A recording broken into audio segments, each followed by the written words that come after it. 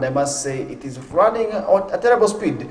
Anytime from now, we may see the year coming to an end, because when this month's clock, definitely know the year is now coming to an end. You start witnessing October, November, September, December. You realize the year is done. And usually when the months enter, that is when you must start making assessments of how your plans that you laid at the beginning are faring. And if at all they are moving on your side, you must go back and thank God. And still, if they are still not moving on your side, all in all, you must still thank God, because He is the master planner of whatever is to happen your way. Be it in your will or against your will, still He is the master planner of also the world and the life also in there. And now, it being the 10th, so many things will continue to happen. This is where we shall be having also the Tuesday edition, and I want to also welcome you on board in a special way. And as I welcome you as the viewer, I want to take this opportunity to welcome my colleague Benson. Benson, good morning. Good morning, Faris. It has been a while. Good morning, the viewer who is catching us from any part of the world. Yeah, it has been a while. A lot of things continue to happen in world, in every sector.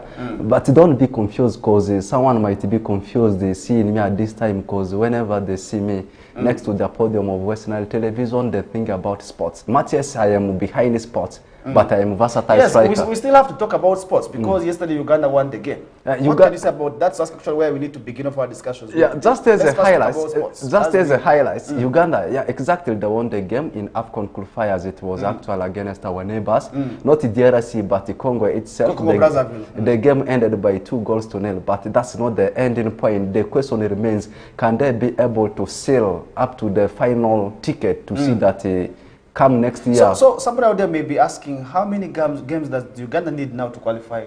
No, it is still very early. It's still very early, because in each group there are around 4 countries. I should say countries, not now teams. 4 countries, and you play these teams home and away. That means in total Uganda is going to play 6 games, because these games are played on a home and away basis. And so far they have played 2 games. That means Uganda. So how is Uganda faring?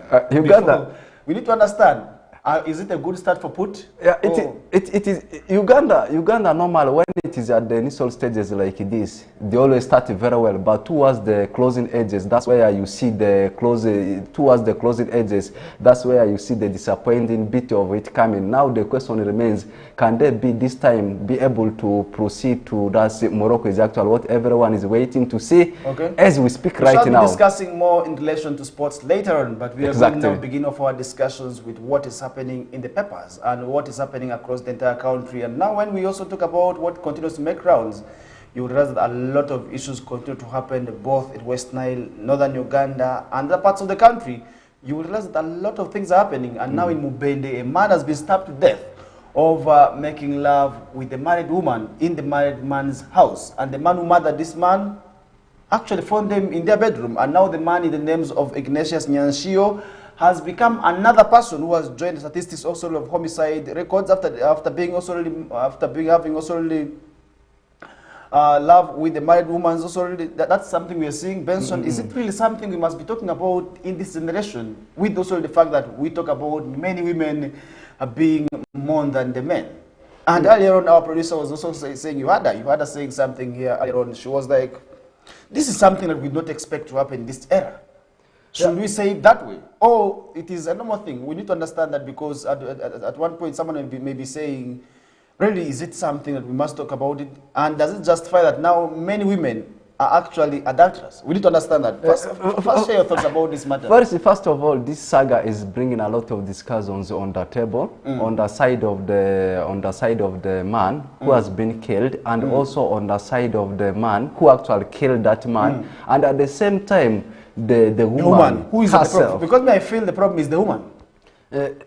To some extent, that's why I'm saying there are so many things to talk about here. Some people, they are blaming the women, the woman rather. Some people, they are blaming the man who has been killed.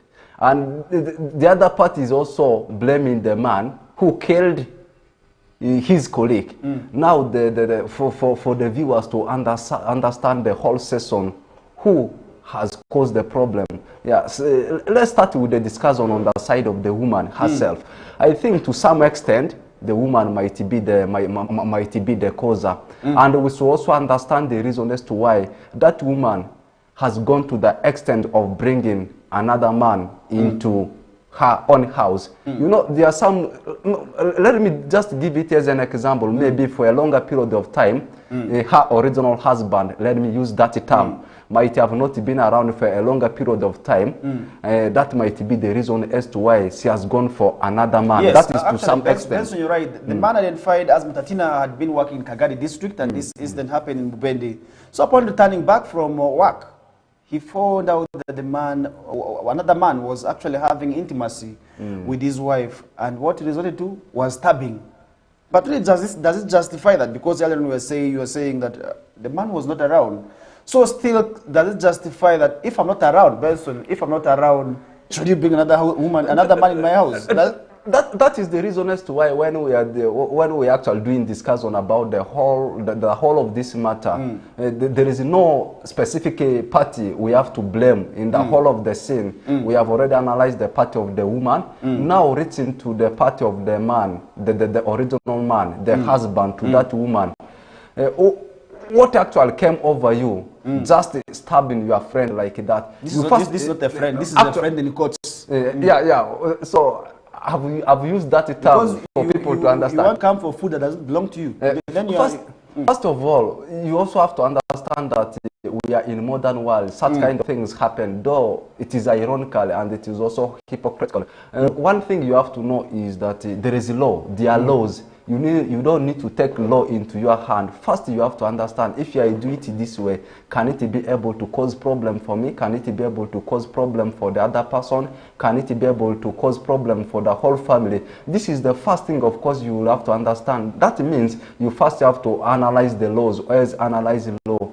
That is the wrong part the husband of that woman has done, because picking the knife, stabbing his friend, I should now say his friend, though you said in court, that is another thing he has done, which to me, I never expected him to have done it that way. And also to the man, to the deceased, who has already been killed. Now what came over you? Maybe he knew, as he might have not known that this is a married woman. That's why, to some extent, I am also blaming the woman. You know that you are married to someone, to the extent of bringing another man in your house. And if that man also knew that this is a married woman, why is it that you have gone to the extent of entering in the room of extramarital affairs? So this saga is bringing a lot of things. That's why I was saying that in summary, some people might be blaming the woman, some people are blaming the deceased man, some people, of course, they also blaming the man, the killer. Of course, the killer. But at last, who carries the biggest weight? The biggest weight of the whole movie is actually what people may want to understand. So all in all, what we are saying is the judgment is upon you to decide who to blame most. The woman, the man, the killed. So all in all, it is you to also really see who exactly fits to be blamed most in there. But what we are saying is, we must fulfill our responsibility, because you may be away from your woman for quite a long period of time. You don't know what is going through, but we're not promoting that, of course. And we are saying to the women, let's persevere, because this is not something we knew about our mothers of. That means today we must also really stick to our partners. And as partners out there, we must fulfill our obligations of home. First of all, provide resources and responsibility so that such issues not arise. And that's why we're going to be leaving that discussion aside with. If at all you have anything you want to share in relation to this, feel free to drop using our comments in there. For those of you who are watching us via Facebook, drop the comments in there. On YouTube as well, and on X you can tag us. We shall be in position to also really go through some of the comments in there. That will be later on. Now, leaving that aside, heading to Karamoja. 3 guns have been recovered. That is only from Karamojong warriors during Museveni's Karenga visit. Is another story that we are seeing right now, where the Joint Security Forces on Saturday recovered also 3 guns during Museveni's visit.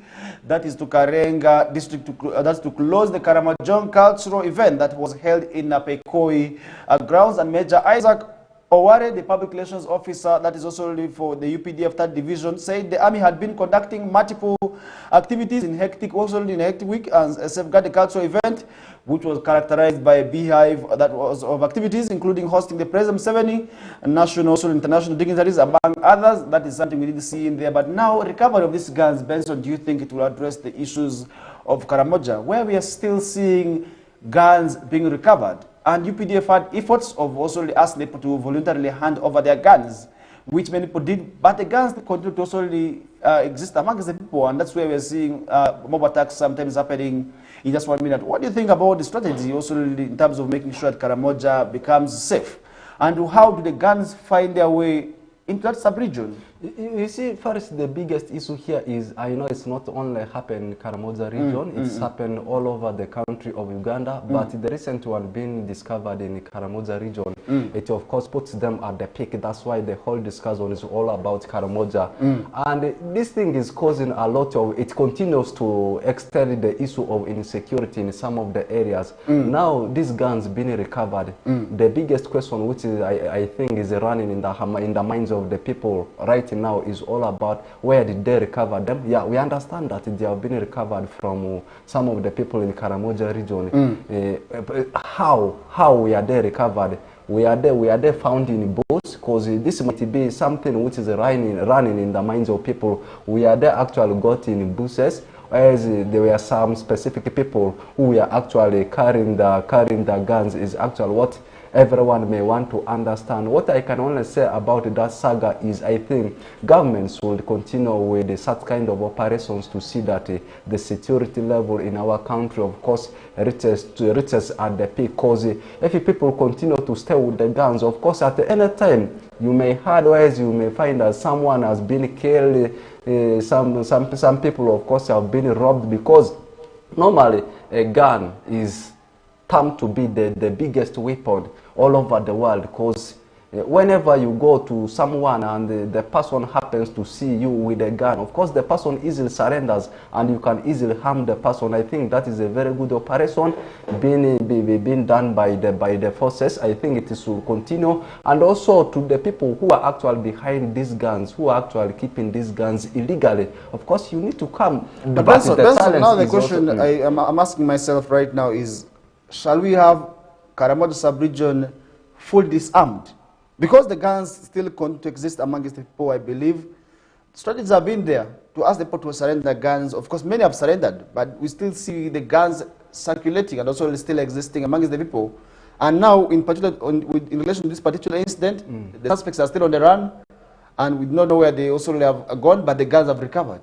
You see, firstly, the biggest challenge here is, you know, the guns has been one of the weapons we use to see that we have security. The fact remains, some people continue to keep it in a illegal way. Now, the problem is, you know, there are some people, I should be open, there are some people who knows the tactics of actual manufacturing some of these weapons. Like you go to Congo. In Congo, there are so many who knows how to make these guns, and we may not know they might be getting these guns from the neighboring countries. Absolutely. We might also be having some, you know, if you look at Karamoja sub-region, it is actually bordering Kenya.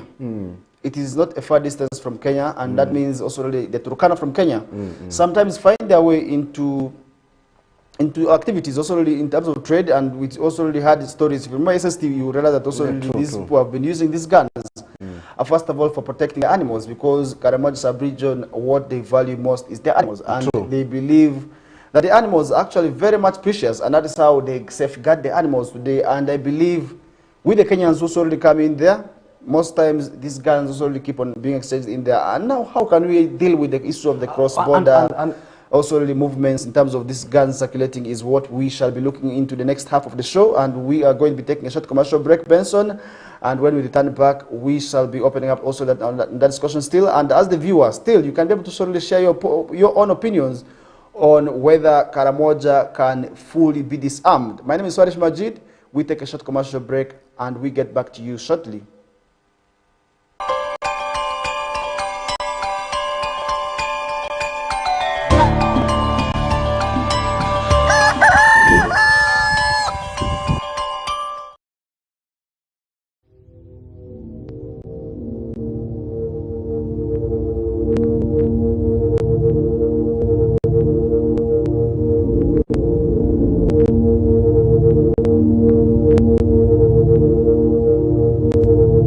West Nile TV, lighting up the region.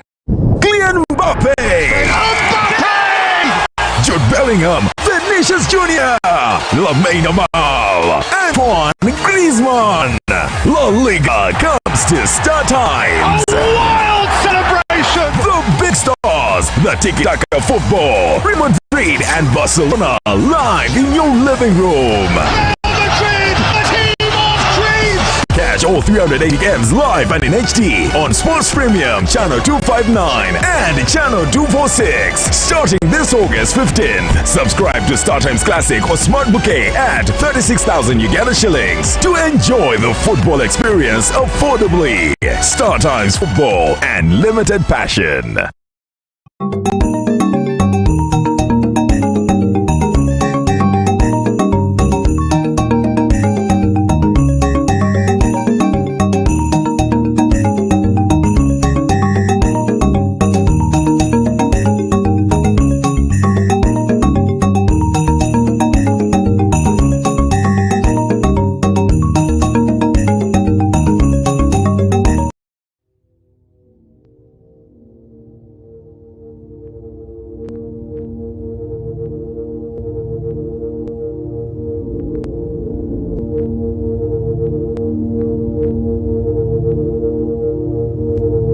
West Nile TV, lighting up the region.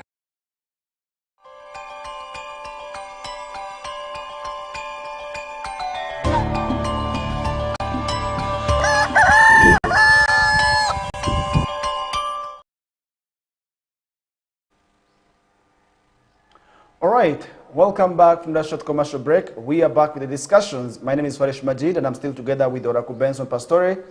Our final destination remains 9 o'clock, and in here we shall be looking at so many issues happening both regionally and internationally, and not forgetting also the national stories in there. And I will be tapping into all the corners and to make sure that you have also what we call comprehensive also information, because as West Nile TV, to open up your day, definitely you need to also open up, that is from a point of informed view. And that is where, if at all somebody will be able to ask you during the course of the day, at least you have something to say, and that is the reason as to why it's always good to start off your day as an informed person, and that is the reason as to why definitely we are already here. We thank you so much if at all you're watching us right now from the comfort of your sitting room, at home with your family members.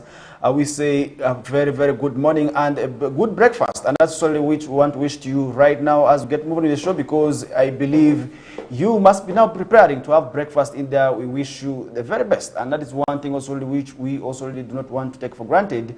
And that's where now, Benson, earlier on we are discussing on the issues of how Karamoja can be fully disarmed. And you had something to say. Maybe how can we ensure that that happens? Actually, you left me at the point of saying that we might be having Karamoja region, might be having some specific individuals. Maybe it might not only be in the Karamoja region. We have discussed about some of the neighboring countries. Some of these people, they know how to manufacture some of these weapons. Specifically, we are discussing about guns. And actually, you brought an idea here, maybe Karamoja region should be completely disarmed. I think that idea, to some extent it may work out, but to some extent it may not work out. Absolutely. I think what government of so course what should we do at this time to make sure at least we fully now disarm Karamoja and let Karamoja now become a peaceful region? Okay, I think what government of course will continue to do is just carrying out the operation continuously to see that people who are actually having these guns illegally, there should be of course, they should be known such that those weapons, they can be taken away from them, because anytime those people, they can go and rob people, you can even shoot anyone. I think that one will be the best solution to see that people who are actually owning these guns every time attacks are being conducted, we do not also spare the UPDF officers. Last year, was it last year or last year but one, we had the scenario where unknown people attacked the UPDF soldiers, and also those people who had gone to also already carry on studies, and the geologists who had gone there to mine also some minerals and to map some of the minerals in there, they were attacked. And among also those was an intern from Makerere University, who was a student who also was studying that is also the course in there. But all that also paints an image, because somebody may be saying these people are illegally. Now these people also are doing these things against their cultures. How do we make sure that now at least we talk about peace in Karamoja, and now talking about instability in Karamoja, I believe it has had its own negative implication. First, the biggest challenge here is, you know, lack of now peace in Karamoja. How has that affected the growth of that sub-region? Before I get into that point, you know, there are some specific sub-regions we have in Uganda that have got much knowledge about some of the things, like the knowledge about the weapons, more especially guns, how they operate, how to manufacture them. That's why in some of the regions, let me give you an example with the Western Nile sub-region. Western Nile sub-region, I should say, they don't have much knowledge about weapons like guns, but you go to some sub-regions and also some of the biggest regions we have in the country, they have that much knowledge about it. More so those that are having also really guns circulating anyhow, because you move just South Sudan, you still there are a lot of also guns. And coming to the point, coming to the point you have actually just generated, how of course the insecurity scenes in Karamoja has affected the region. That's why we have seen, to be open, we have seen Karamoja region as being one of the poorest regions we have in the country. Because investors are not coming. Investors are not coming. Why are they not coming? Because of insecurity. I think the best way, not even the government, because government is us. People think that the government, of course, is the leaders. Now, talking about Karamoja sub-region still lagging behind when it comes to development, shillings 2.2 trillion meant for Karamoja programs already have been misused on workshops instead of projects. That is according to President Yoweri Kaguta Museveni. Is another story we're seeing, Benson. And now the President Museveni has also already on Saturday, when he went to close the 1 week also already Karamoja cultural event on September 7th, has said the money that was meant for projects in Karamoja sub-region, estimated at 2.2 trillion, that was initially meant for implementing several projects, was misused on workshops. What does this say about implementation of these projects? And how does this also really affect those projects that are to be implemented in the Karamoja sub-region to make sure that people move away from the poverty bar line they have been known for, at least into the manual income also really economy in there? First, and also to the viewers outside there, changing the mindset of people. Who in this case, who? Because this money was not misused by the Karamojans themselves. This money was not misused by the ordinary citizens. This money was misused by the leaders who have to be accountable and also explain why they could have used this money for workshops. Because a workshop is going to be conducted in an office. Benson, you know this. A workshop is going to be really accommodating some few elites. Not everybody is going to be part of these workshops. What about that ordinary person, that ordinary woman who was supposed to be affected by this program, and who is supposed to sort of feel the impact of this program? These are things that we need to investigate, Benson. We need to sort of find out what exactly happened. And the president himself must interest himself in finding out who the inventors of these programs were. First of all, you look at workshops, and you look at the products, and you look at investors. These three things, they work differently. Much as you will see the impact of the other one affecting the other one, it might be negative as in a positive way. First of all, you look at the Karamojans. I was talking about the mindset of people. Like people, someone who is already corrupt, for you to change the mindset of that person to leave the tendency of corruption is something which will take time. And talking about the money, which of course has been given by government to see that the projects of course start flourishing in that region of Karamojong, being also diverted the other way of doing workshops. Actually, what came into the minds of those people, knowing that it is corruption. Corruption. That's why I was saying. And also, are there iconic leaders? Because this money was given to these people under their group Karamojong Development Agency to implement certain programs and certain projects already in the sub-region. They are estimated also at $600 million, which is about 2.2 trillion. But according to the information we are receiving, this money was misused on workshops. That is the reason as to why I was saying that, development, of course, follows some channels for you to reach up to the peak. That is the reason as to why I was saying that iconic leaders this money was actually, first of all, supposed to go into establishing projects like water. If you look at Karamoja sub-region, this is one of the dry sub-regions, and this money was supposed to be used to establish water points. But instead, the money was used for workshops, the money was used on seminars, which we do understand as well, because through these activities, you sensitize the locals. But then, Benson, you put also really the social services that are supposed to reach the people on the verge of workshops. Really, what does this also really mean? And it remains there, really. That's why I still have to finish my point. You know, about the development, for you to complete every sector in development, you need to follow some channels. And these channels, they happen through leaders. That is the reason as to why I was saying that do they have iconic leaders who will be in position to follow the channel, the flow of the money. Because once the money is given, there has to be some people in the middle. In the middle, we used to call it in business terms as a middleman.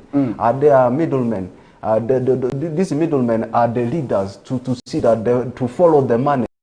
It has reached there, it has reached here, now this is its final destination, it's going to be implemented there. Did they have those iconic leaders? If not, so I think this is the right time for them to see that they start eyeing leaders who can be able to follow up on some of these projects. And also, what kind of leaders are you having? Are they corrupt leaders? They might be having those leaders, but they might also be having, those leaders might also be having the corrupt mind. So those are the points I was looking at. At least if they are having iconic leaders, or if they were to be having iconic leaders, who would at least be following the flow of the money? I think it was going to work out for them. The president actually said Karamoja sub-region's main challenge, apart from peace, is water. And how has this affected the locals who are supposed to ensure they use this water for different activities? You know, what is life? Having it in mind that what is life? What is life? But some people don't mind, and those people are the ones who have misused the money. I know. What should be done to them? You know, the person who is very deep from the village will not be in position to understand about what a project is, what an investor is. Some of these things, what a local person deep from the village knows is they need water. Yeah, they need the road. They need the road. They need a very good state of road, a very good water. I should say, not a very good water, rather clean water. But will not be able to understand some of the things like this amount of money was given. Has been given. I think, to me, I still continue to blame people who have been behind the project. And I know leaders, they also carry some of the weight of the problem, because they come from those areas. They know those local people. They know how, of course, they are suffering. That is the reason as to why I continue to blame some of the leaders, because once a project is implemented like this, there are some people behind the project to see that they follow it until it yields out. But me, so I still continue to blame Final, them. Benson, what do you think needed to be done to these people under their Karamoja Development Agency group, who are the implementers of this project? I think to the people, to the local people, I think what they need to do is concerning the issue of the leaders.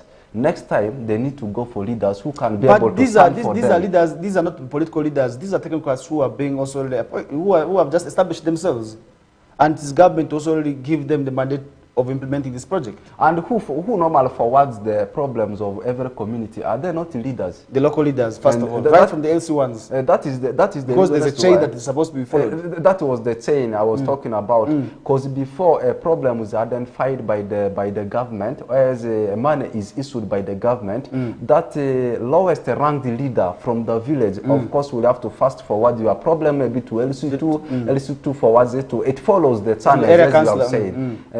That means next time they will have to strategize in seeing that the actual elect leaders who can be able to stand for them, follow such kind of projects right from the beginning up to the end, and also to the government. I think this one will act as a lesson to the government to see that next time, if such kind of a project is put for maybe a community, they will have to follow it, because we learn from our mistakes. I think that one is going to be the best way of how government is going to run. This is what I think. Those who have eaten the money must vomit the money back. If at all they have eaten, because they have wasted the money on workshops, really. And I believe this has gone in terms of allowances, transport refunds, food, accommodation. Money, really. But really, you put this at the verge of services. Really, I wonder what kind of human heart people have. If you look at Benson water, really today, you realize that water is actually a basic necessity. And for it to be without water, Benson, it is a painful scenario, very difficult. Look at an area that has no water. And today, by the Benson, most of the areas are actually below the national water coverage. If you look at many of the areas, they not only in Karamoj sub-region, I want to even come to Western sub-region, we are still living below the national water coverage. And many of the districts actually do not have, they have not met the national coverage. And that means some of the villages are still not having water points. True. Recently, I was also in a rural district where a number of wells were being commissioned. You realize some of the villages had no water points, where our girls had to trek long distances in search of water. And then in Karamoj sub-region, I believe, the same scenario could be happening, and that house has its own negative implications, because your sister is going to say, I'm going to fetch water. You don't know what she's going to meet on the way, and you don't know whom she's going to meet. Sometimes we see them being raped. Our mothers are going long distances. As they're coming back, they find challenges. Others are being also bitten by snakes as they're coming back. These are the issues that we're talking about. That means water is actually a basic necessity that needs to be given keen attention. Benson, if you really look at the issues of water, and then you'll be able to realize why I'm speaking this with a lot of pain. Because I'm coming from a rural setting. I do understand what is happening in the rural areas, unlike maybe in the urban settings where people might have tap waters in their homes. But in the rural settings, it is entirely the wells and the boreholes where people have to go and fetch this water. And with the dry seasons, Benson, really, you realize that our people are facing the biggest challenge in dry seasons, where the lines have to be long, where the queues are very much extended. And that means our mothers have to wait longer at the water points. And if we had many water points, this would not have also been happening. And that means these project implementers in Karamoj sub-region, in my own opinion, Benson, I would want to say, let them be held accountable. Let them answer. Let them also really explain where the balance of the money is and what they have done so far done with the project already, and if at all the project already is there. And this is why sometimes you see projects failing. Once a project is given for implementation, the repercussions are very much minimal. The impact is very, very much minimal. That goes also now to the organizations. If at all you are running some programs, at least let's feel the impacts of this program. This even goes to the non-governmental organizations in place. Let's ensure that the project is first of all felt. Let the community members understand why this project has been given. And in most cases, Benson, you know, this money is actually money that is being given in terms of loans, which the people have to pay back, both directly and indirectly. We have to pay this money back. And in most cases, this is actually how these monies are being also already issued. And in most cases, if it's not a grant, it is a loan. And this means these projects must also have its own impact. I don't know what you really think about this pain of women who are supposed to also really benefit from these water points. These water projects, at the end of the day, you know that a lot could be happening. First, it is true, what is life, but do some people mind? Some people don't mind. First of all, Karamoja, some people, they do hear about Karamoja, they have an negative mindset. Water, yeah. But they have a negative mindset, just like you have said about Karamajons, and also they don't care what is life. They even know, but they don't mind about it, those people. And also, you have talked a lot. You have analyzed a lot about some of the projects, how projects, of course, are supposed to be implemented, and normally who are the people to implement them. We have talked about investors, foreign investors, and also NGOs. Plus government, like taking them one by one. For foreign investors to come into your area, they need a peaceful environment. They need a hospitable environment, and also for NGO projects to reach in your areas, the state of the infrastructures, of course, will have to be okay, like roads, what, for them to always move. First of all, if your area is insecure, you are having guns, what, you don't have water, and of course, generally, people are having a negative ideology about your area. Do you think you will be able to attract foreign investors? Definitely not. No. Do you think you will be having projects from NGOs? No. Government sometimes cannot even be in person to implement some of the things in your area. So what I can say in summary about the saga of Karamajons is that just they will have to change. they will have to change, reform to see that they start attracting foreign investors, government projects, and also NGO projects, such that the area can also be developed very faster, like the other regions. That's what this goes back to the Karamojang Development Agency. We need also the explanations on what could have gone wrong, and that's where we're going to be leaving the discussion aside. And still talking about the implementation of government programs, at least 6 officials, including an assistant town clerk and Paris Development Model or SACCO officials, have been remanded after being charged with theft on Monday, September 9th, which was yesterday, and the 6 officials were arraigned before the Bugiri Chief Magistrate Court in Bugiri District, also to include also a parish chief and a businessman who was also arrested as part of also this operation. Now they were arrested following an operation carried out by the State House Anti-Corruption Unit, also working jointly with the Criminal Investigation Directorate. That's in the work of Directive of President Museveni, to those also who have also misappropriated the Paris Development Model funds, as also a call to have them being arrested.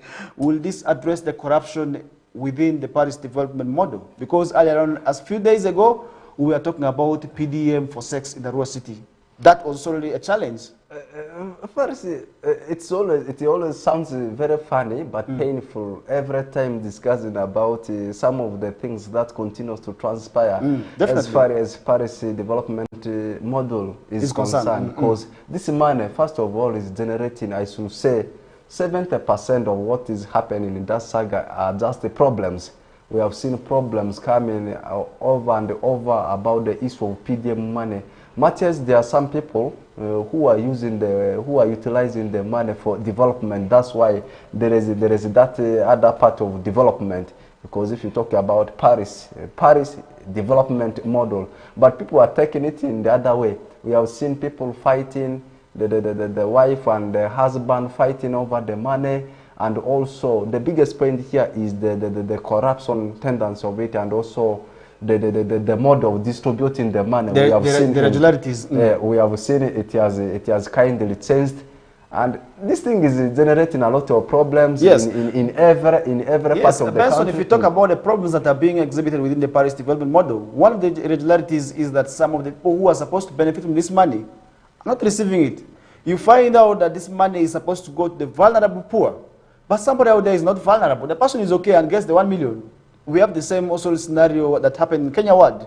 I don't want to. I want to also give my time to Kenya Ward because I was able to sort of move within the different cells of Kenya Ward and find out the challenges of the people. They really spoke a lot. Benson, you realize the PDM indeed has been mad with a lot of challenges, and some of these challenges are actually caused by the leaders, and the realities of how the money is being distributed is raising questions where you find out that somebody has gotten the money twice, and we have hundreds and hundreds of people who need this money. They not get it. But somebody out there is getting this money, I believe, due to a corrupt or dubious way, is getting the money twice. And somebody from another cell, Benson, by the way, this is the money that is supposed to go to a parish.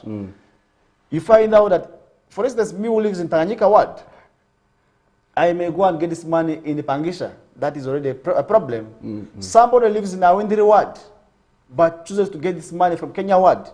That is already a problem. Because under this money, you are supposed to get the money from where you reside, because it is parish development model per parish.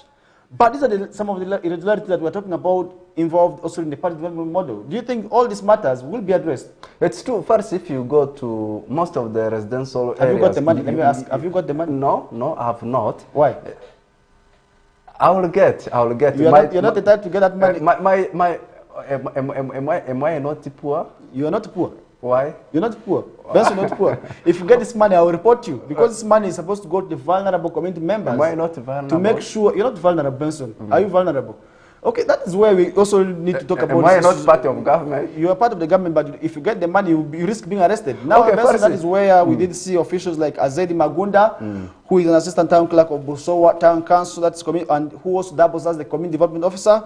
We have Christopher Maka, a parish chief, that is of Bupala and Busoga Parish. And we have Matthias Kaudu, the chairperson of Maunduki Busowa Sako, and Stephen Bulidewa, who is also the chairperson of Nakawa Busowa Sako, and Hussein Waiswa, a businessman who also received this money. And after being charged, they were all remanded until September 23rd of this year.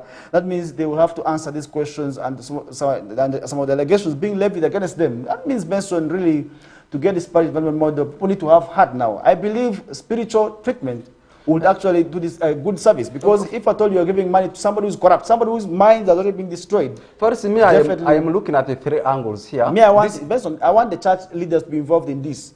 Let the church leaders, the clergy, and the sheikhs go to the podiums and preach. Let them go and preach against also the vices involved in PDM, because if at all really Benson, we don't do that.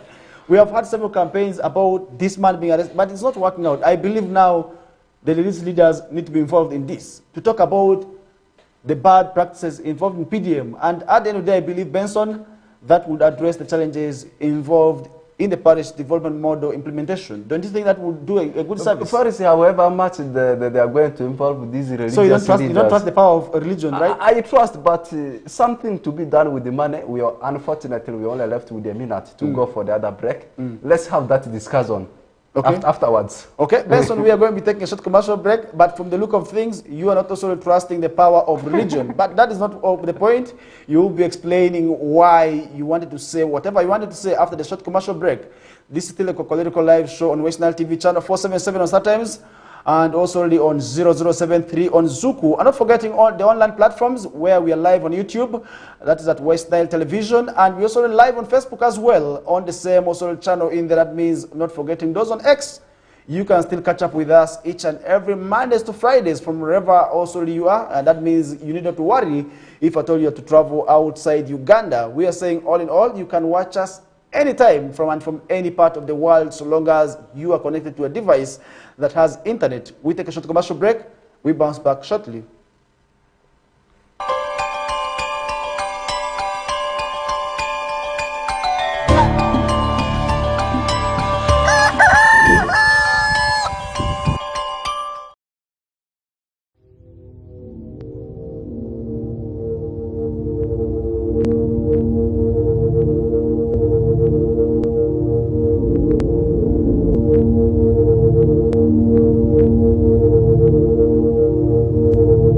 West Nile TV, lighting up the region.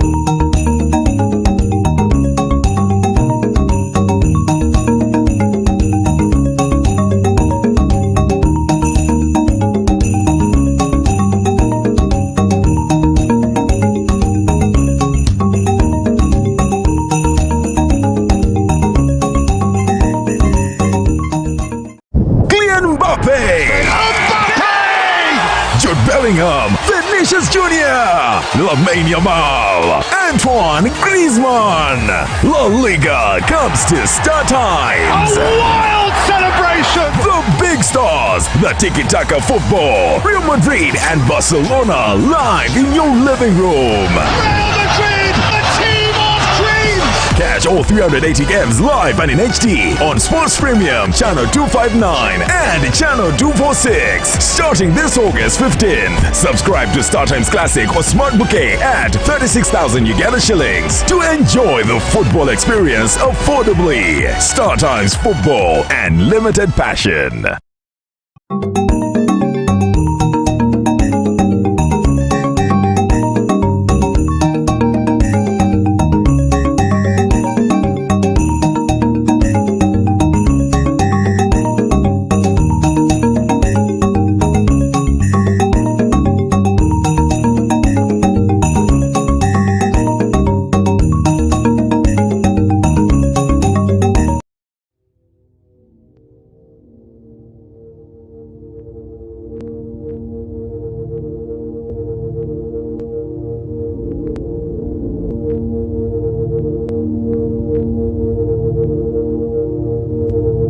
West Nile TV, lighting up the region.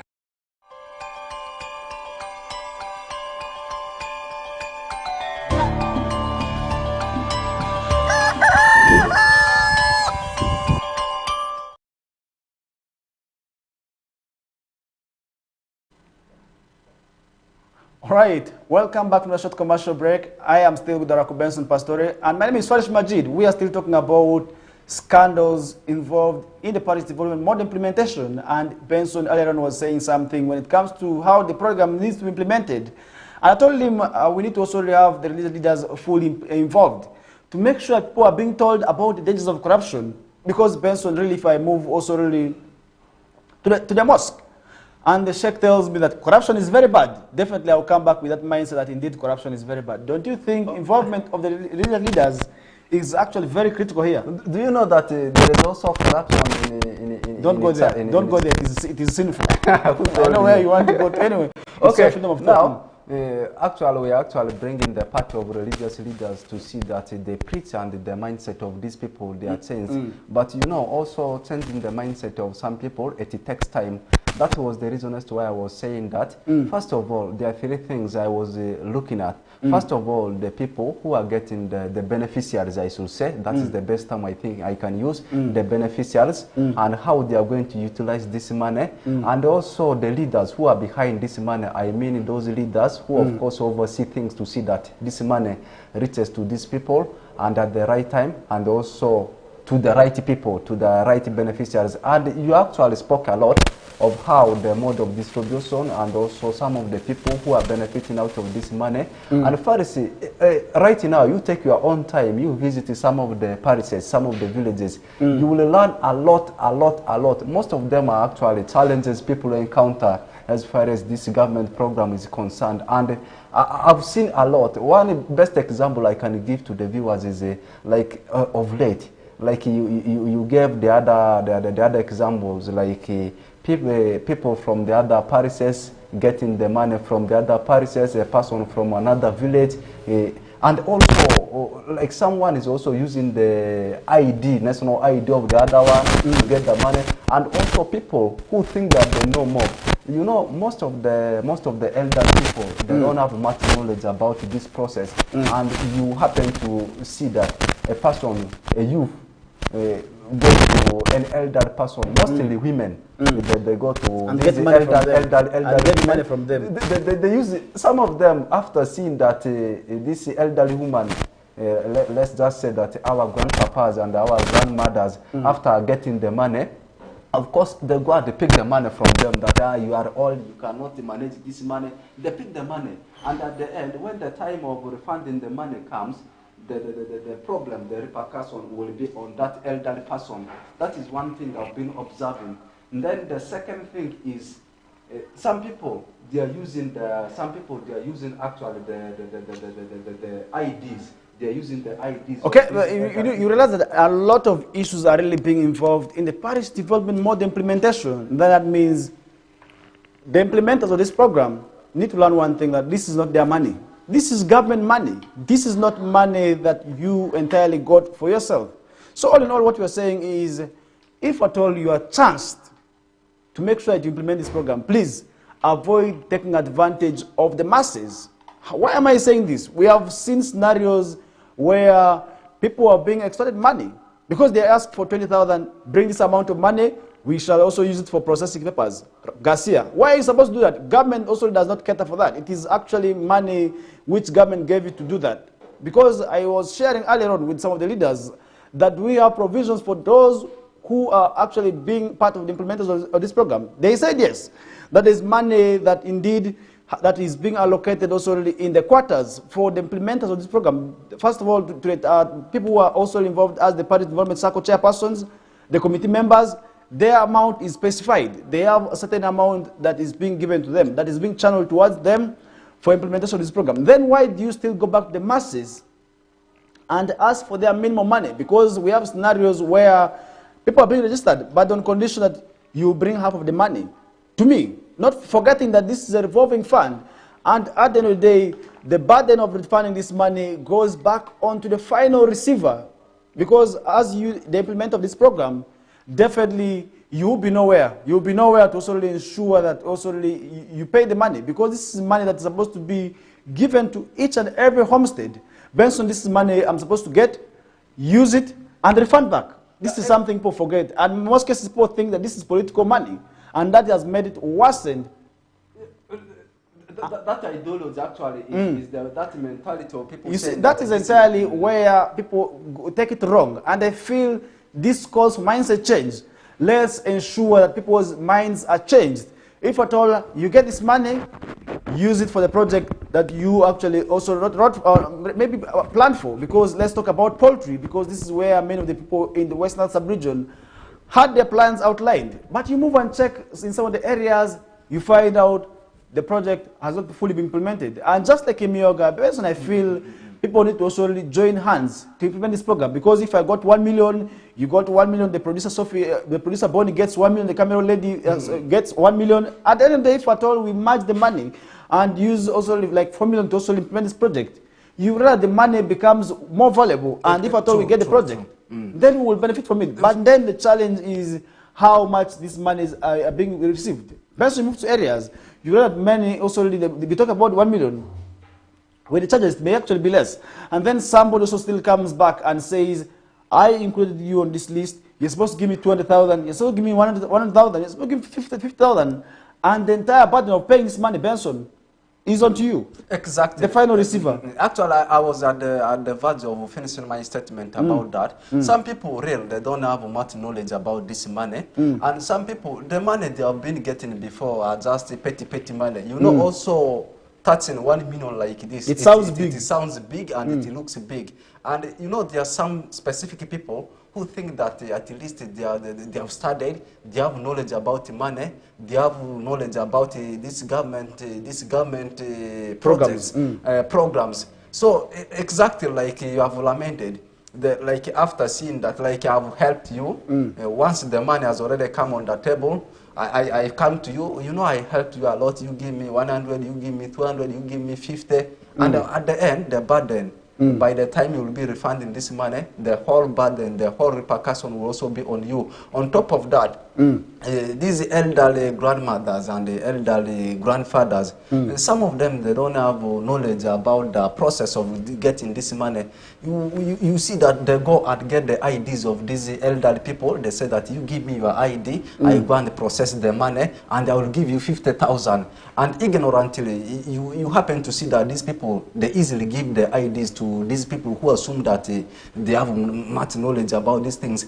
If you take your time and you visit some of the beneficiaries and the process of how it is happening in parishes, it's happening in our villages, you will get a lot of negativity about the whole process. What I want to say is, and also on top of that, you have just said, some people, they are just getting the money because others are going for it. And others are saying that this is a government program. And it is campaign money. Yeah, that's the mindset. They are going to use the money. They will not even refund the money. Government will not attack them, and that's why, like a person has already got the money. You don't have any knowledge about a project. You don't have any knowledge about a business. Like someone has opened a chicken poultry for you. You want to do the same. You want to do the same. Someone is going for farming. You even don't know how to dig. You don't have knowledge about it. That calls for thorough sensitization, first of all. That calls for thorough education. And I believe, before these people getting this money, financial literacy is something that needs to be done. And in most cases, this is what is actually being done. Based on we are going to believe in that. But really, the issue involving corruption in PDM is what hurts me the most. That is where also we need to have these leaders who are involved in corruption be arrested. And that means you, as the viewer out there, if at all you have gone through similar scenarios, feel free to report this matter to police. Let police carry out its investigations. So those who have put you on danger, be arrested before they arrest you, because this is money that is a loan. We may come to you and arrest you because you had the money and you failed to refund it back. Because I may be waiting. Benson, you got the money but you misused it. And yet I need this money. And that is the chain that the Paris development model is supposed to follow. Because after you becoming better, you're supposed to refund back. And now I have to go and get this money and also really use it for my own self. So that after using and benefit from this money, I return it back and then the person behind me also gets back, because this money does not go back to the central government. This money is actually within the parishes. It circulates. Within the parishes, it's supposed to be circulating within the parishes to make sure that people's livelihoods are actually improved. And that's where we are going to be leaving that story aside. And now Uganda lost over shillings 30 billion, that is to corruption in the last financial year. That is of 2023-2024, according to information from the Inspectorate of Government. That is the story that we are seeing on the person's money. What do you think about this? That might be one of the reasons as to why we are seeing youth people, not only youth, I think, also people, the elderly people, youth, and also people who are in the middle age, they are actually rioting against the corruption tendency we have in the country. The Gen Zs. And that is also the reason as to why sometimes people say that it's not bad. They don't look at it. They don't look at it as a bad thing to see that people use marching to the parliament. So do you support it? Me, I don't support it because right channel, of course, has to be used whenever you are demonstrating. Yes. And losing such kind of amount, 30 billion into corruption tendencies. Of course, it depends. It depends people. It depends. What do you think this 30 billion would have done? Let's first discuss the 30 billion. Now, and we also estimated with services. Based on, if you look at the blood bank that's being constructed at Arua Regional Referral Hospital, it is costing less than 30 billion. Look at the roads. Renovating these roads, many of them would cost less than 10 billion and would have a good road. How has that impacted on the economy of this country, and how is this likely to eat up the mindset when it comes to corruption? Because when you talk about corruption, Benson, I believe the money could actually be even more than 30 billion. We may be talking about 30 billion which was only captured. What about the money that was not captured in this report? Exactly, you have already revealed it. 30 billion has gone nowhere to be seen. Now, who are the people behind it? I think when you talk about corruption and the figure you have just mentioned, in fact, they have just mentioned, I think to a certain percentage, some people might have been, maybe there are some people, they know that these are the people who have eaten the money. Let me use that term. Now, the good thing is it has been revealed. That is something which has gone. If there is no action that can be taken against those people, I think the best, the only solution I should say is in the new financial year, government of course will have to be very strict to see that the money in this financial year has to be utilized correctly. Benson, looking at that, you realize that over 2,377 complaints in relation to graft were registered also in the financial year of 2023/2024. That's why I was saying, what about those that were reported, that was not captured in the data, and also really of this report? Now, according to Inspector General of Police, that is Betty Olive Kamia, 1,260 of the complaints were registered at the head office in Kampala, while the rest were in the 16 regional offices. That means if you look at the regional offices, that is of the Inspector General of Government, that's in Kampala, you know, also most of these cases were actually filed there. And the regional centers, so many people do not actually know where to report corruption, yet we have a regional office in Arua City here. Just as we move also towards Capital One, you know that their office is actually just around in there. But how often do people move in this office to knock the door and say, yes, this is what is happening in my area, you need to go and carry out this investigation? Okay, looking at this information, the figure that has been revealed already, what does this one drag the whole country into? Of course, the other sectors in the developmental wise want to be taking place, and as it has not taken place because we are discussing about the last financial year, and it continues to anchor people. It continues to anchor the masses because once someone who has been going through a lot of pain, maybe because of infrastructural development, let me particularly take the sector of roads. Of course, it anchors the person. And also, first, you have talked about the issue of the points where actual people can report the corruption issues, the corruption tendencies. Normally, the problem is, it's true, people don't know where to report corruption issues. And people don't know what to do when it comes to corruption. That's why whenever they talk like this, normal people just that they are rioting, they are demonstrating. Because they are demonstrating because they don't know where to report. But sometimes the demonstrators are being said to be funded by some people outside the country. Should we say it is wrong now? And is it true? Me, I cannot say that, yeah, it is something that has been funded by outsiders because who want to destabilize the country? me, I cannot agree on that because there is no clear evidence about it. Normally, we agree on something when there is an evidence, because whenever something like a demonstration takes place, people start to speak in different terms, in different words. Me, I want to totally agree on that.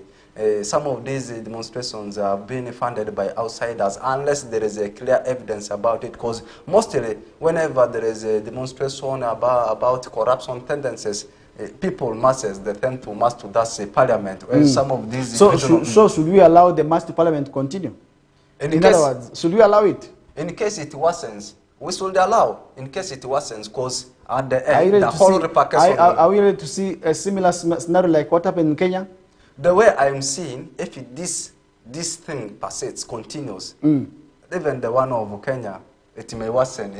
That is where we're going to be discussing aside. And remember, this corruption has been involved in mainly public offices where many people have reported the cases against these leaders. That means corruption is still with us, and then definitely we must join hands to support those officers who are responsible to also make sure the vice leaves us, and to make sure that also we get the necessary services that we need. Because if you look at the money that we're talking about 30 billion, this is quite a huge amount of money that could have done a lot when it comes to development of this country, but we are going to leave that aside. And now in relation to the service award case, which is still a developing story, Parliament clerk withdraws application to avoid disciplinary action. That's another story. Remember, when this pronouncement was made in the courts of law, they actually said it is actually through the clerk's office that this money was released, and this money was legally released, and this money, when we talk about it, it has actually put many people in danger. Most of the commissioners who awarded this one, also 1 point something billion to themselves, and also dispersed to themselves, and now many actually have gone through problems. And now the clerk to Parliament has withdrawn an application in which he sought also, among others, the recalling of the ruling in which the disciplinary also proceedings were recommended against him for negligence during the controversial service award of 1.7 billion that was awarded to the 4 backbench commissioners, including former leader of opposition in Parliament, that is Matthias Mpuga and many others, and the 3 others. And Adolf Mwesje, in his August 26th application, urged that he wasn't also a party to the original case, which also from which also he orders the court to arouse the same violated money in there, because court actually said it is due to negligence that this money was awarded, because for the commissioners and for those who were actually moving this motion, as say the commissioners got this money legally, Benson, the 1.7 billion for 4 individuals was awarded as also an appreciation for the job good done, for the job, let me quote it, for the job well done. It was actually money that was awarded to them. And that issue also really made a lot of debates, where we saw colleagues also led by Lemiega County Member of Parliament, that is also from some of the district, that is also Theodore Sechkubo, and Leonie Odrio and many others, who joined hands to have also the censure motion be moved, which was also thrown out on grounds that it was legally also awarded. Now the person whom they are blaming is at the point of now saying, I didn't do that. What does this say about our fight against corruption? Because Parliament refused to allow this matter be tabled. That is one factor we cannot run away from it. It was thrown out in the regional parliamentary sittings, and you saw it when also the Sechkubos tried to present this matter before the regional sitting in Gulu. They were actually switched off. What does that say about our democracy? What does that say about our fight against corruption? Because we need to understand this in depth. First of all, you look at the amount itself, 1.7 billion. Just you look at the whole saga, whole movie, whole scene about the money. This is a huge amount of money. That, of course, is supposed to be given to some specific kind of people, just appreciating them for the good job they have done. And what might be running in the minds of people is, what is that specific thing they have done, which, of course, is making them to be awarded with such kind of a huge amount. I should say huge amount, because 1.7 billion is not an easy thing to be awarded to just very few people for the good job they have done. What is that good thing they have done is one thing people are asking. Leaving that one aside, you look at the problems the country is encountering in different sectors, developmental sectors. There are so many things, of course, the country of Uganda continues to encounter. The challenges that are there, which needed to be sorted. And for them to be sorted, or else for them to be solved, they need money. I think if maybe a smaller amount is allocated for them, it will be okay, rather than diverting a huge amount of money like that, just as the appreciation. I think these are the reasons as to why people are becoming angry, because when you look at your status at home and you just conclude by saying that I am part of the government, and this kind of money is allocated to some few individuals. Of course, some of these things, it makes people to come up with just now I am lacking the best term to describe it. You know, Benson, this money was actually said to be negligently allocated under the guidance of also the clerk to parliament, who at this point is now calling for also the withdrawal of the case, also to have also this matter also to avoid disciplinary actions. Because if you look at this matter, we did see also the criminal also the action issued against also the clerk to parliament. We did the 12 months also that was also issued by Ramadan Gobi also in there, the secretary that's also to Minister of Finance, who also questioned that and also issued that. But now we are seeing the person we're talking about, Adolf Mwesche, who is the clerk to parliament, also through his lawyers, Magna advocates, also wanted court to issue an interim also the order stopping the execution and implementation of these orders, to have also the 12 months so that within also the summons being issued against the clerk be stopped. Really, where does this put us at when it comes to issues of fighting corruption?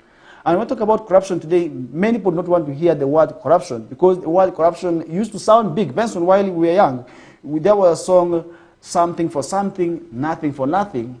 This was a song that we used to hear very much on radios. And when we talked about corruption, corruption sounds very ambiguous. But today, it seems we are normalizing corruption. Should we say corruption has been normalized?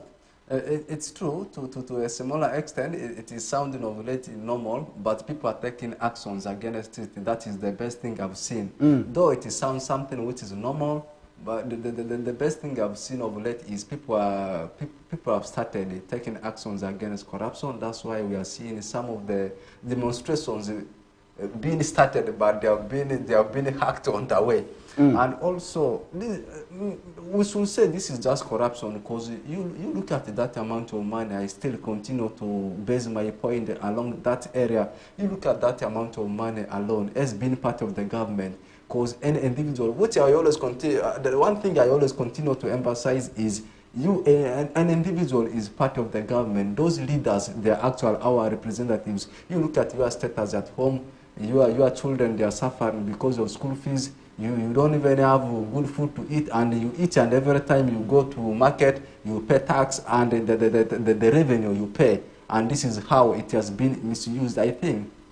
And the good thing is they have said, some of the leaders, they have said that this is money which of course has been misallocated. That is the best statement they have put. Something that has been misallocated. That means they have known that they have done a very huge mistake. That means next time they will have to withdraw from such kind of mistakes. They have to learn from their mistake. That's what I should say.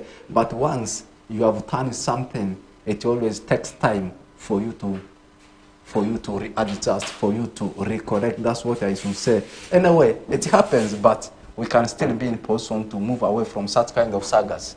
Okay, Benson believes that we can still move away from corruption, and they also really have hope that at the end of the day, if at all we do the right things at the right time, we may be in position to also kick corruption out of the country. And that is why today we have a sole department that is of the assistant RCCs, who have been charged and demanded by the Benson, that is to fight corruption.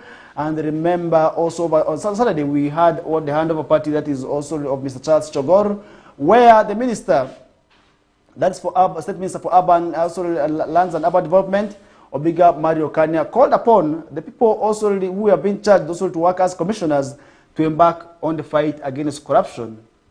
What would be your recommendation to them when it comes to fighting corruption in the country?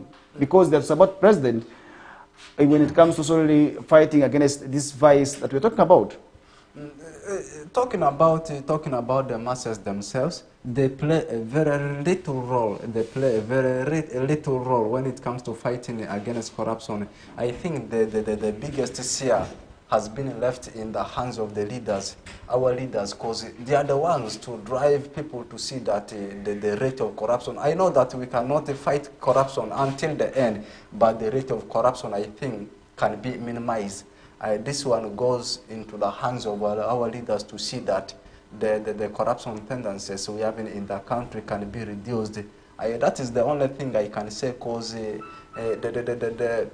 the people, the masses, of course, they play a very little role. They play a very minimum role as far as fighting corruption is concerned. The biggest share goes into the hands of the leaders. That's why sometimes when you see them trying to demonstrate against corruption tendencies, they are hacked on the way, they are stopped on the way. That means they don't have voice. They don't have voice. If their voice comes, it comes in awkward way. That's what I've seen. Their voice is heard in an opposite way. That means we need to also really fight corruption together, because to fight corruption, by the way, it must be also under the right channels.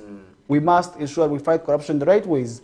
Me and you have to do something, what we call evidence-based information, and let government take action. Really, the whole point is that if I pin you for corruption and I have the evidence based on, let government take keen interest in solving this matter and resolving this dispute. And at the end of the day, we may see success in fighting corruption, but entirely the vice to be fought, it is me and you to do it. And that's where we're going to be taking a short commercial break.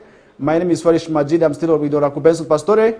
We are going to be taking the final break of the show, and when we return back, we shall be having many, many stories. And of course, Benson will be giving us what's happening in the world of sports, and we shall be also closing with all that. And that will usher us finally into the Eolas News Bulletin with Fete Manuel, whom I must say is already with us, and also to give you what's happening in the world of Eolas for the Liberal speakers, and many other programs also, of course, still shall be following in the due course of the day. But for now, we take a short commercial break that will be ushering us into the last half of the discussions.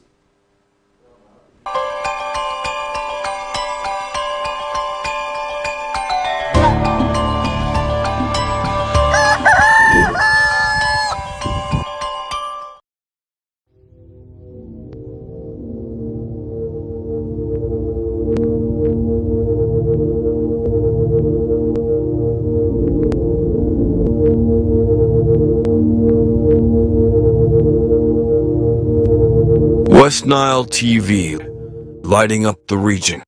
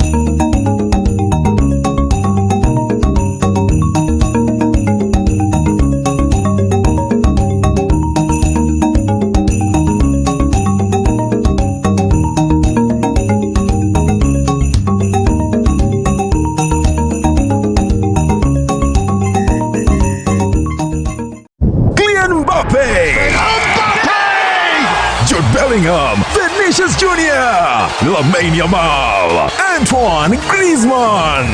La Liga comes to Star Times. A wild celebration! The big stars, the tiki-taka football, Real Madrid and Barcelona live in your living room. Real Madrid, a team of dreams! Catch all 380 games live and in HD on Sports Premium, Channel 259 and Channel 246. Starting this August 15th. Subscribe to StarTimes Classic or Smart Bouquet at 36,000 Uganda shillings to enjoy the football experience affordably. StarTimes Football and limited passion.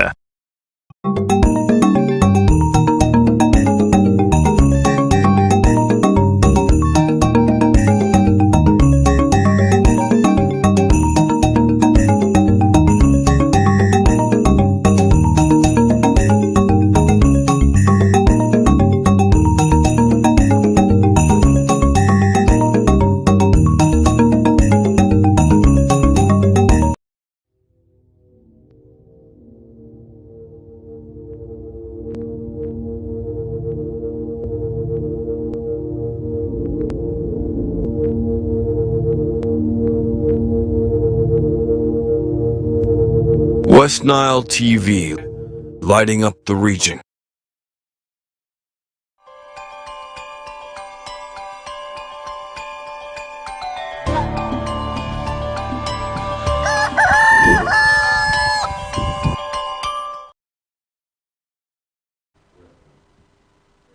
Welcome back for the last stanza of KOKOLIRIKO. So, my name is Oraku Benson Pastore. I am still together with the Farisi Majid. We are only left with some few minutes to wind up with the show. After that, we will be having Ayola the News with Feta Emmanuel, and he's already with us here. And we are going to discuss a lot before we leave the studios for the next program. And the biggest talking point in the remaining minutes will all be about infrastructural development. It's all about the state of the roads we have in West Nile region, particularly in Greater Alu region. If you talk about Greater Alu region, we're actually talking about all the districts in Alu region. You talk about Nebi municipality, you talk about Zombo, and lastly, Pakwati. But the biggest talking point as far as infrastructural development in the sector of roads is all about Goli Road and also Koboko, Yumbe and Moyo Road, and these are the biggest areas when you talk about infrastructural development in the sector of roads. First, before we talk about the status of the roads, that's Koboko, Yumbe, and also linking to that Moyo Road. Let's first start from Greater Alu region. We talk about Nebi municipality. We talk about that's the roads that are within Zombo and also Pakwati, but the biggest one is in Zombo. And each and every time we are seeing people dying, vehicles being stuck on the way just because of the state of the roads. What can you say about that? And the government continues to say that they will look into this, they will look into this. When are they going to look into this? You know, the issues of the road has not only affected the Aluru sub-region, it has made also affected Madi sub-region, but the entire northern Uganda is grappling with challenges of the road sector. Why am I saying this? Look at the road also that connects the Goli to Custom. If you look at the road that connects Nebi Zombo to the customs, that's in Goli. You realize this road has actually been in a deplorable state. Vehicles are getting stuck each and every time. We are hearing stories and complaints, and with the rains today, this has been also worsened because the roads are becoming impassable and they have become muddy. That means vehicles that are initially used to take 1 day to move on this road, today have to move at least for 1 week. They have to get stuck because you saw the kind of status also of the road. We had tractors and also with the trailers getting stuck in the community members have now come up to make sure they improve on the kind of this road. But that is not enough because with the rains today you work on this, tomorrow you will see the other side being worsened.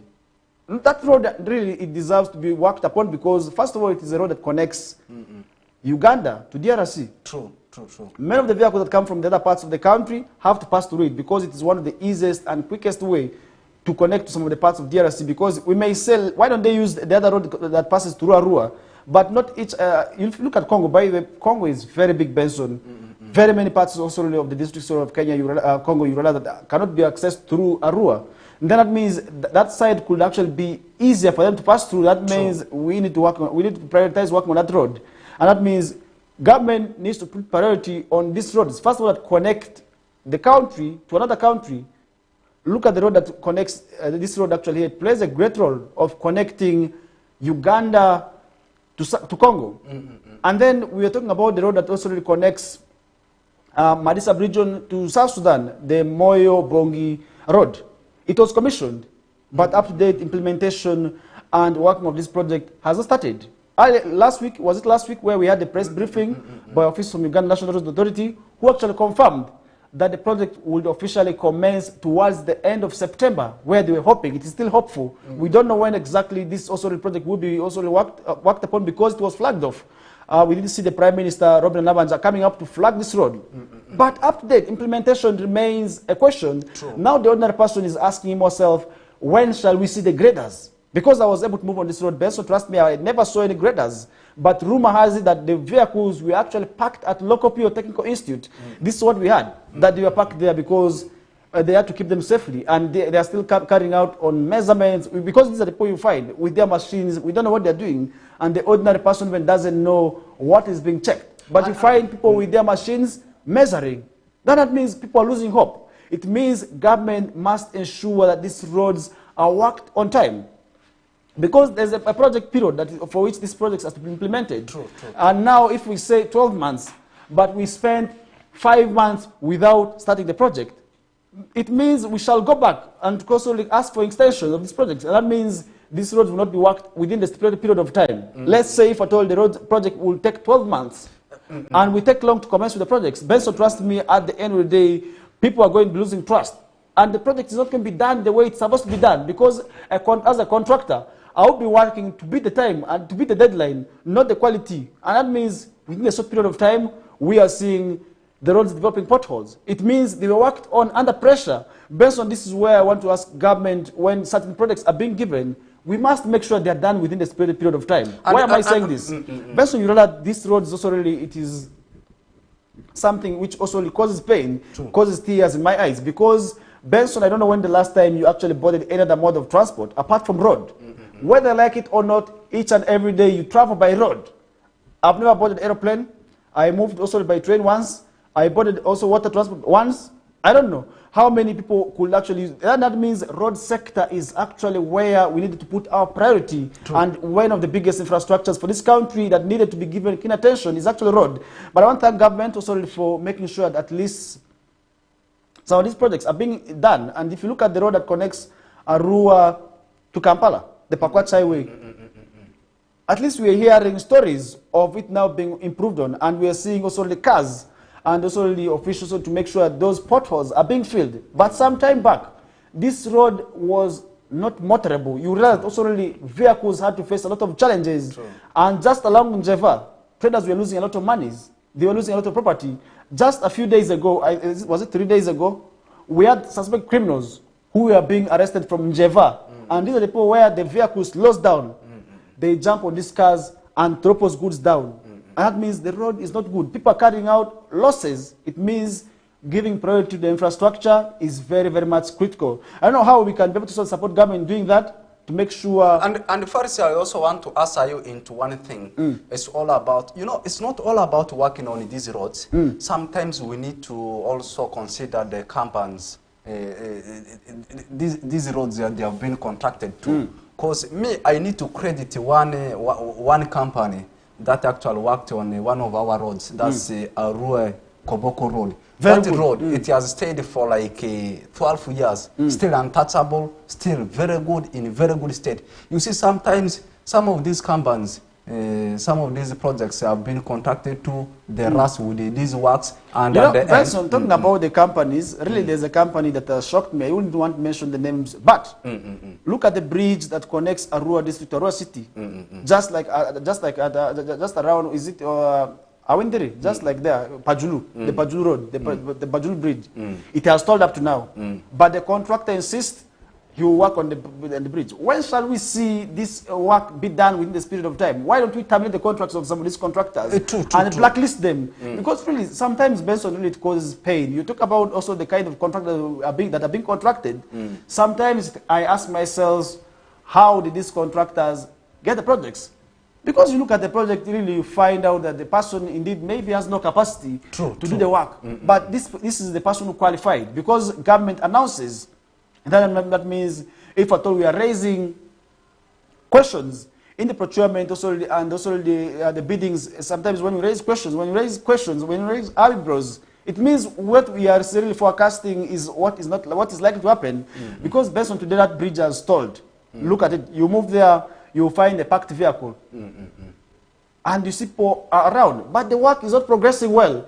And each and every time you hear leaders complaining, you find community members demonstrating. But with the rains, based on today, most of the roads are becoming impassable. And now let's look at also really some of the roads that are, let me first interest myself with some of the roads that are happening in Arua city. 1 billion under Uganda Road Fund was given for the renovation and the rehabilitation of these roads. But the roads were dug. And they were not also, Madam was not poured on them. What they did was just to open up the roads. If you move at our home, you saw what happened. The road that connects Central Division to Ivo Division, that road that passes by Suru to Ivo Division, you realize that road was dug and it was not being worked upon. And today with the rains, it has become muddy. We don't know when these people will come back and work on this road. We don't know what exactly is happening, but according to the money that was being given, because I was there when these projects were being commissioned, that was also where we did see the Mount Wati Road, what we usually call the Ombachi, the Anyafio to Ombachi, Manibe via Ombachi Mvara Road. This is the road that connects also here to Ombachi. It's also another critical road, which was also earmarked, which actually took the lion's share. We also heard that this roads will be dug, and where necessary, the water channels will be dug. But today, you really look at the roads with the rains, they have become impassable. Couldn't we wait for another time, maybe during dry season, to work on these roads?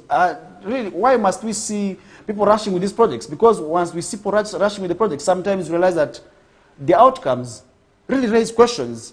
Benson, you realize after 2 years, a road that was just newly being commissioned is already developing cracks. It's already developing potholes. It becomes unmotorable. Really, this is where we need to also make sure that when we are giving out certain projects, the projects must be well implemented. At the end of the day, that will be a plus for the government also to make sure that we also celebrate and everyone is happy about that. That is the reason as to why government, of course, will first have to consider the company, the projects are contracted to, people who are going to work on them, so and also the duration. So in your own opinion, if at all we are to identify, let's say, contractor B, to undertake these projects, what should we look out for from this contractor? First of all, you need to first look at their previous works.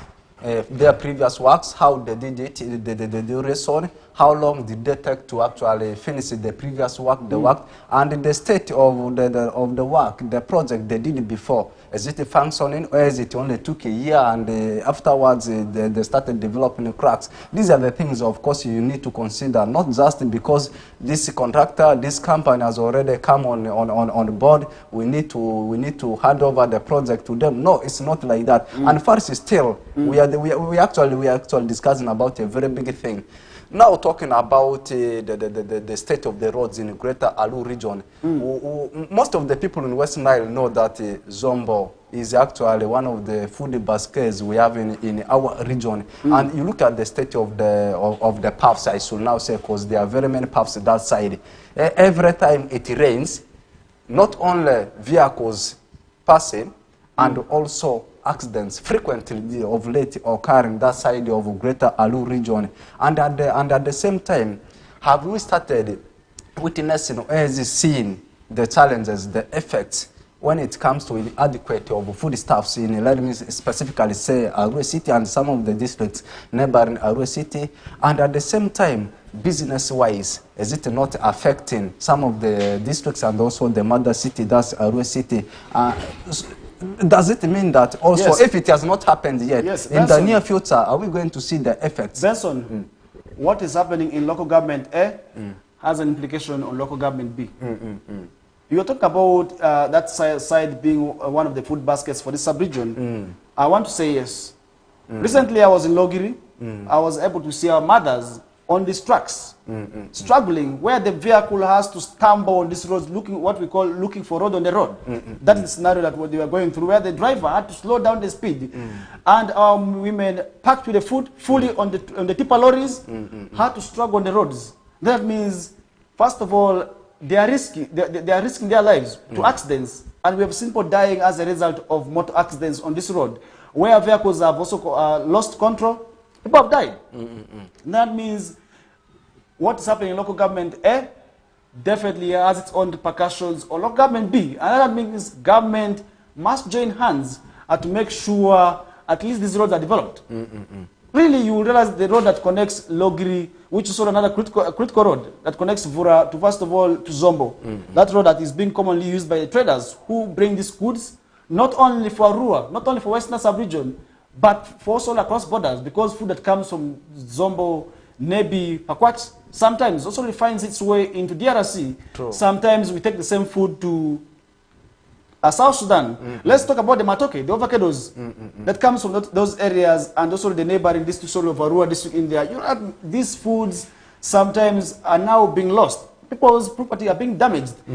People's foods are getting destroyed just because of the poor status of the roads. Because initially, where you will take 1 day, you're taking more than 2 days to move on these roads. And when you take 2 hours, you're now taking 5 hours. You're taking more time on this road. That means that also has its own repercussions. prioritizing these roads in the next financial year will be good. And that means to the leaders, once they go back to the floor of parliament, the issues of this road must feature. And that's why, Benson, I'm of the view that we as West Nile need what we call the regional parliamentary sitting. True. And that is where, under the caucus, they must ensure their priorities that are noticed. And that's where I expected them also during the last, also really, during also the regional parliamentary sitting Gulu, which of course this issue featured, and the issue of this road also really featured very much, and they also joined hands. And we now expect what we have, a backbone where the leaders need to join hands and say, this is what we need as West Nile sub-region. MPs from Amari sub-region, MPs from the Lubara Belt, MPs from the Lub sub-region, MPs from also that other sides must join hands and say, this is the road we must ensure prioritizing in this financial year, and government must be tasked to make sure this road is worked upon. That would be a blast. That would be the best thing we would also attain as a result also of from our MPs. And this would actually be something I expect our leaders now to also be advocating for. Because if you look at the road, based on, we cannot run away from road transport. True. It is the biggest and the most used mode of transport for our people. Because we don't have donkeys. We're not also like some of the regions, maybe let's say where we can use donkeys, where we may travel by air. Ours is entirely road. That means our roads need to be in a good state. And that means some of these projects that are being implemented must be done also very, very much well in there. And that means also this is not an issue that we must be talking about those poor status of roads. Even those that we worked upon, let's ensure sustainability plans of making sure these roads remain in a good status. Then so look at some of the roads that are within a rural city. Today they're already having problems where the culverts are being destroyed by the people. It means mindset is actually key. Let's avoid tendencies of removing soil from the roads. Sand mining is actually one of the causes that has been identified as a factor affecting our roads. What is dragging people to go and mine sands along the road? Sometimes it's property. And then secondly, sometimes people think of quickest modes of earning. They think true. the easiest way to get money is through sand. And now with the demand of sand, because people are building, each and every time people are building, you're seeing new floors of buildings taking shape.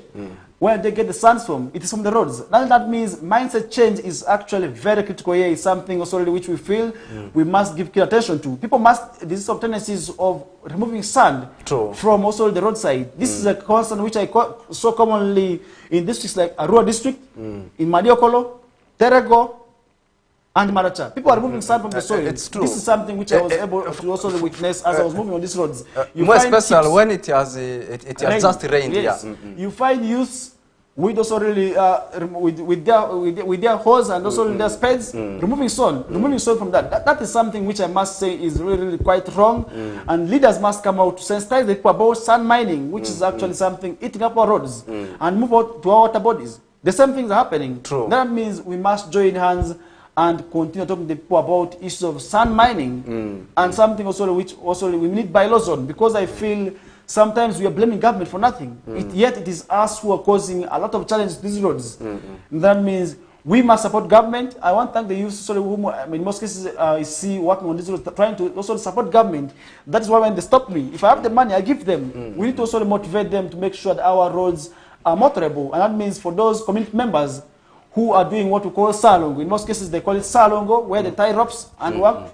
We are going to be supporting you, but we must also make sure those who are removing sand are actually dealt with. These are the people who are causing a lot of challenges to our roads. I think that is where I will be leaving that story also in relation to the kind of our roads, aside with. We are not only discussing about the roads from Greater Alu region and also Mali region. Actually, the one for Greater Mali region, in fact, Koboko Jumbe Moyo Road is already in the pipeline, about to commence. But the one from Greater Alu region still under process. I think first this is the time for us to touch something in 2 minutes about sports, unless you have something to still yes, put still for the talking viewers. about in relation to this road.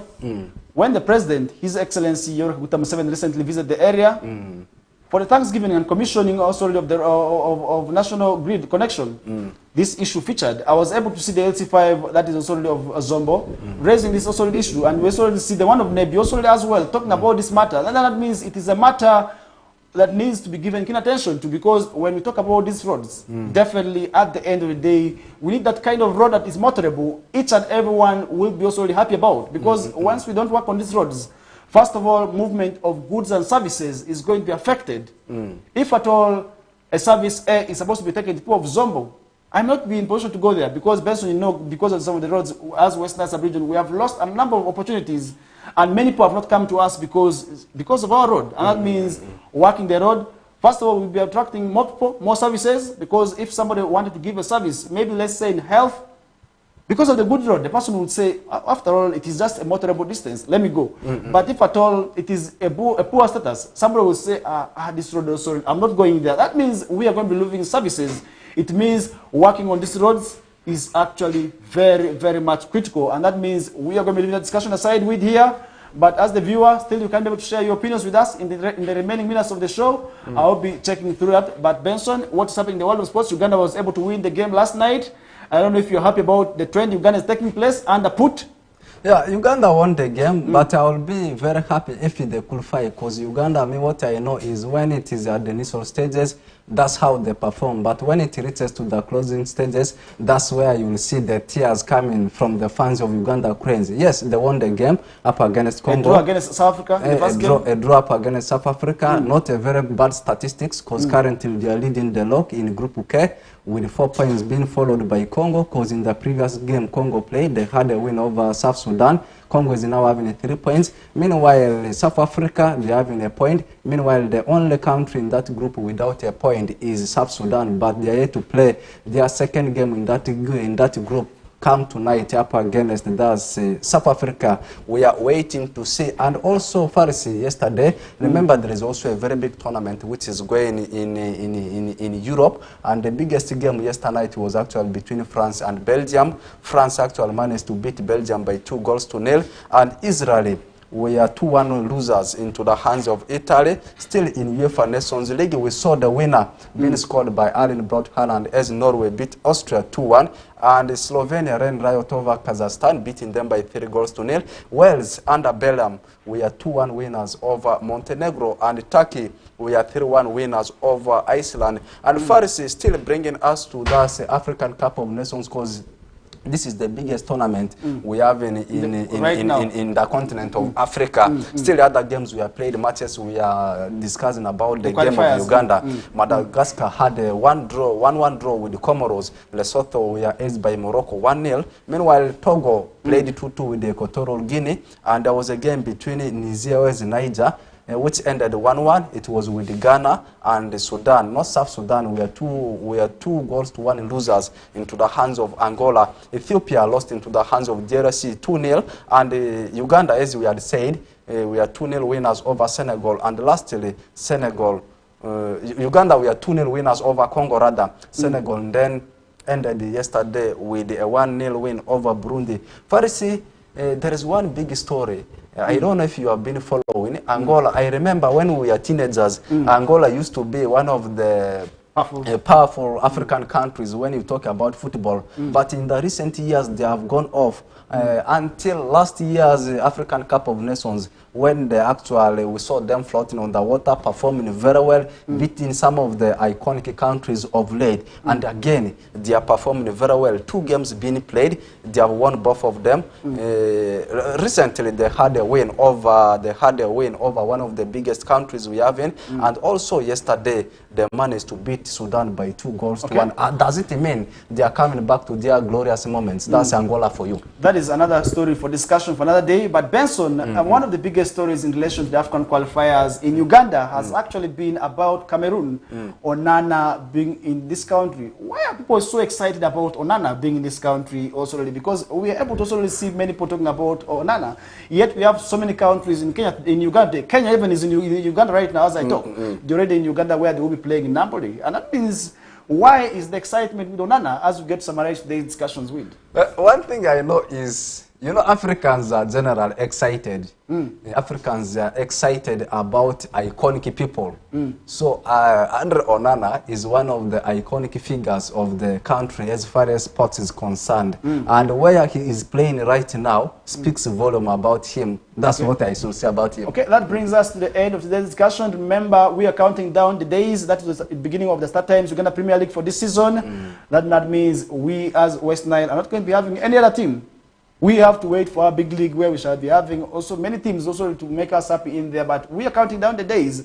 On Saturday this week, we shall be seeing the sometimes Uganda Premier League returning, where we are expecting teams like Express Football Club, AC Villa, KCA, and many others to also really showcase their talent and also really show us indeed they are the giants and the biggest teams of this country. Benson, that brings us to the end of the discussion. I don't know if you have anything to say finally, as you get also summarize the discussions with. Yeah, the only thing I want to say is international break is almost done, and the domestic leagues, they are bouncing back. That's what I should only say. All right. As we close the show. All right.